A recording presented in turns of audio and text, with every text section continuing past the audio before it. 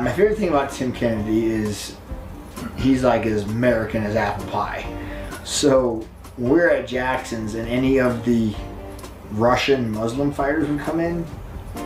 Oh, Timmy would take it upon himself to just take down, smother, and absolutely destroy these dudes. And they were always bigger than I. They're the smaller. I don't know if ISIS cleared them yet or if the United States cleared them to come over into America just yet. I'm not real sure on that. But they weren't here. But I'd be sitting over like, yeah, get him, Tim. I got a radio controller. He would just annihilate him, and I loved it. And he would smile and laugh and just rub their face in the metal. Like, I could just do malicious. And I'm like, yeah, Tim, that's what I'm talking about. And then he'd come back and be like, I hate him. I'm like, yeah, me too. I hate him, but there's nothing I can do. I'm 155 pounds. That dude's 200 pounds, and you just destroyed him.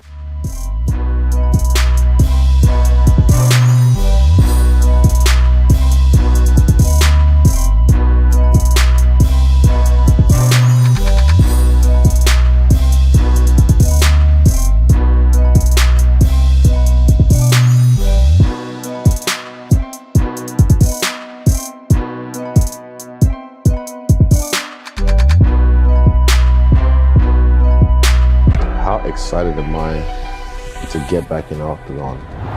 That's the last style bender, folks. People always like, I hope you get the belt back. I don't need any more belts. I'm coming for heads. That's what I want to do.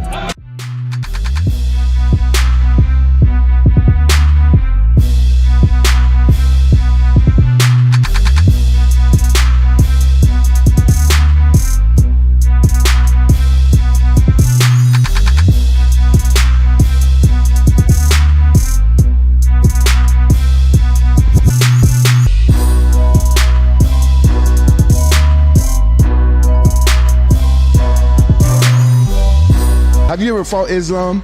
Me? No, I never fought Islam. Well, shut the fuck up and let me talk. I fought one. I fought one of them. God damn it. I fought John Jones.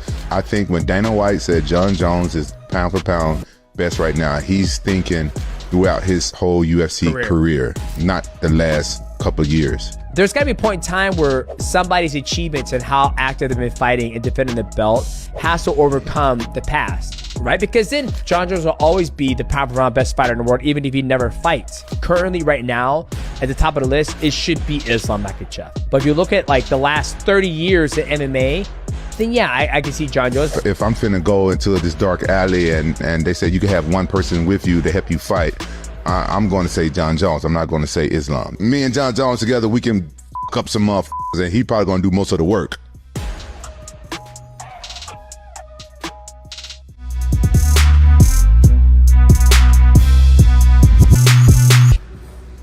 Just finished a really good training session. I'm feeling fresh, I'm feeling ready. I think we should do 5 rounds. I'm going to get on the phone to Hunter in the UFC today and let's push for a 5-round co-main for this. Let's push it. This is a fight where we're representing the Irish. MVP, get ready for 25 minutes of pain.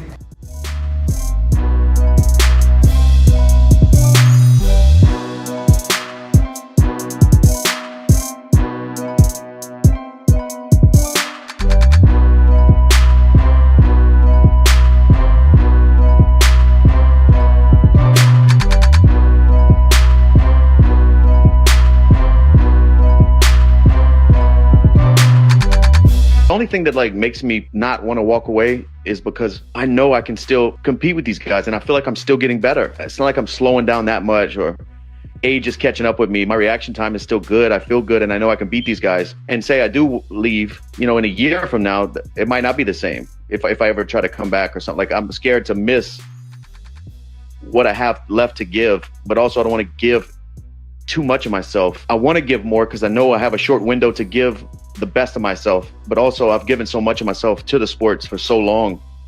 It's just, where do I draw the line? And that's a battle that I have to figure out with myself and digest, because I don't know the answers to a lot of these things, man. I'm just living life like everybody else. Yeah. Can I tell you my opinion just based on what you're saying? I really feel like there's a fire there that will propel you to to make the walk one more time. You don't seem like a guy who's done to me. Yeah, that's what a lot of people keep saying. Even my brother was here the other night and he was like, "Oh, dude, you're not done. I know you're not done." I'm like, dude, I can't even stop. I have to fight, I guess. I guess I have to fight. I'm going to fight your ass, Ariel. I mean, I feel like we could sell a few pay-per-views. What do you think? Oh, dude, for sure. Domestic buys will be insane.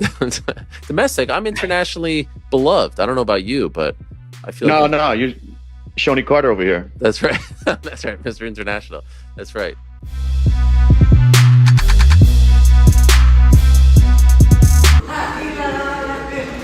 No warm-up. You just start beating each other up right off the bat.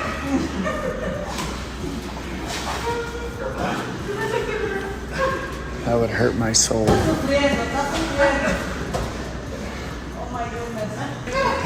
Not me. I gotta warm up first.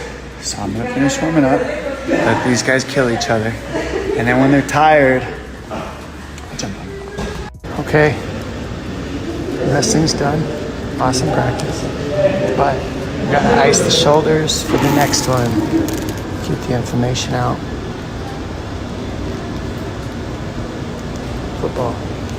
We're a football player out here.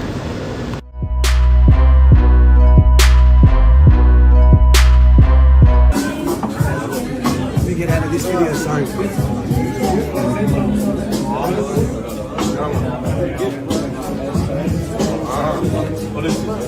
What? Those photos we print on metal here. So we print from metal. Sim. So aqui é presente do Noor, do Carlton e desse cara aqui. So para Noor acertou e Beautiful, boys. There's one more as well. Mais um. Ah, tem mais um? Sim, tem mais um. Aí.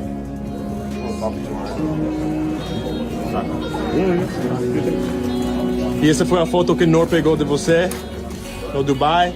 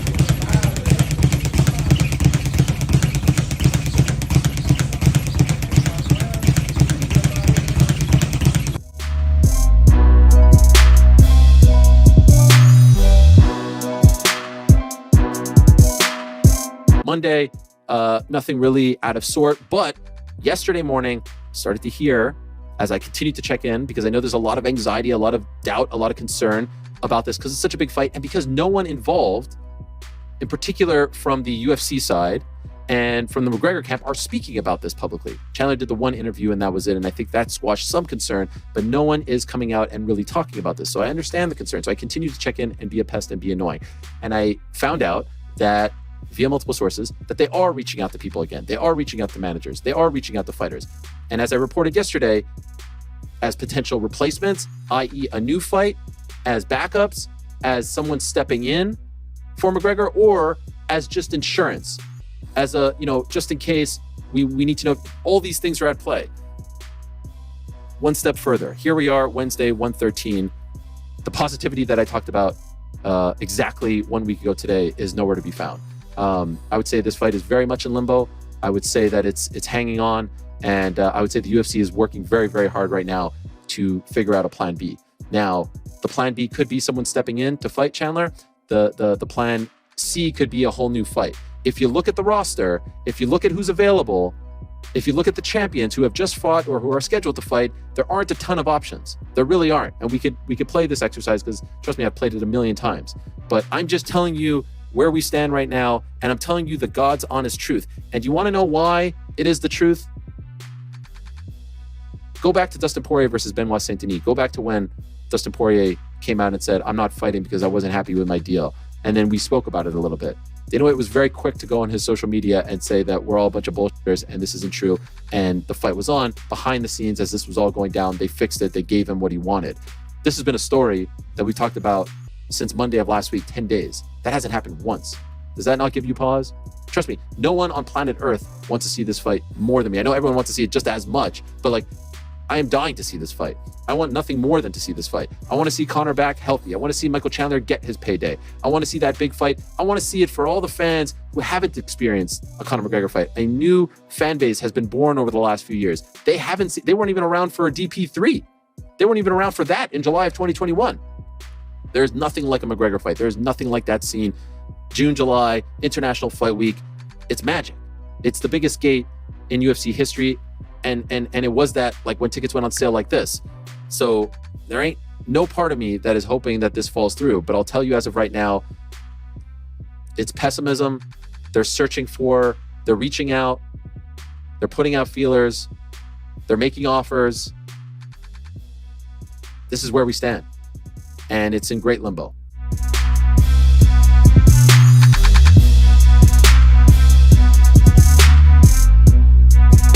I think the more resistance you train with, the less movement and the more injury. But the less resistance you train with, the more movement and the less injury. So the positivity that I talked about exactly 1 week ago today is nowhere to be found. I would say this fight is very much in limbo. I would say that it's hanging on. Oh my God! Oh my God!